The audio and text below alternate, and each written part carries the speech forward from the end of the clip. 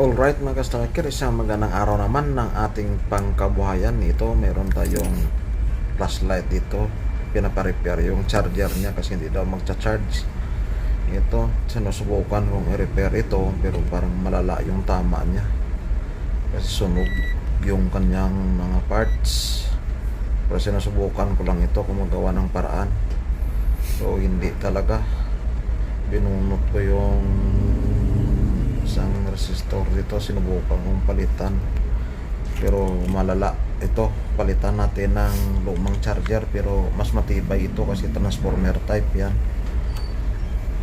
Yun kasi ano yun hindi yun transformer type, kaya ito mas matibay ito. Ito subukan natin kung magkapareho sila. Ito check ko yung kanyang cable kung kung wala sira. So ikabit ko yan, hindi magkasya dahil hindi sa kanya, kaya gawa natin ng paraan. Ito, tanggalin ko yung kanyang ilaw, gawin natin indicator doon kasi walang ilaw yun. Lagyan na lang natin ayan, ilagyan natin ng resistor. 1 kilo ohms ito kasi kung walang resistor pundi agad ito. So kailangan yung resistor dito. Kabit natin ayan.